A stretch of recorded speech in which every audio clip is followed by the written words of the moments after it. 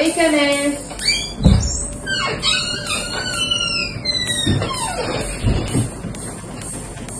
אז איך את היום? אני מרגישה שבוע פשוט לא. לא. שוב אחת לא הולכת? שוב נגמר לך הצעת. שוב נמדד בשיעור? לא, זה לא זה. שוב פגשת את רוני? אני שונאת אותה!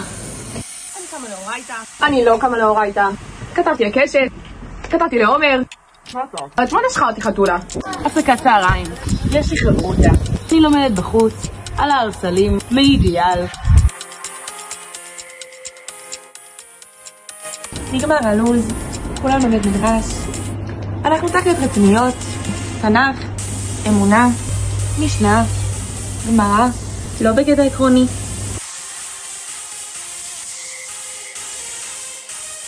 אנחנו גוש, אנחנו קו, אנחנו לא מגדירות את עצמנו. מאידיאל. אוכלת מהקייטרינג, לא מתחברת לקייטרינג, ולריח. חוץ מיום שלישי, יש קוסקוס.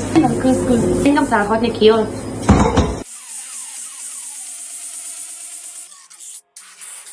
אני לא מקיבוץ, אני ממשק שיתופי. לא משתפים אותי בכלום.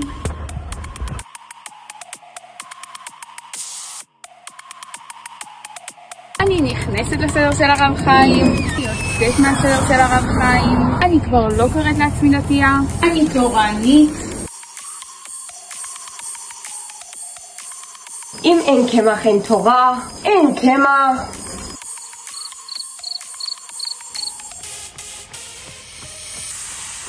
אני באימונית, אני רצה, אני עושה יוגה, אני עושה פילאטיס, אני מבטלת תורה. ביטולה וקיומה. אני עושה סיום מסכת, אני לא דוגלת בסיומים, אני נהנית מהתהליך.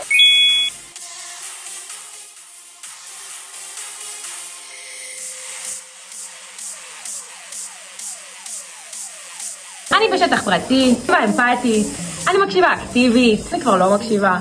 אני בריאה, אני אוכלת סלט, אני לא אוכלת שניצל, הרב חיים אמר, כי ככה הרב קוק אמר.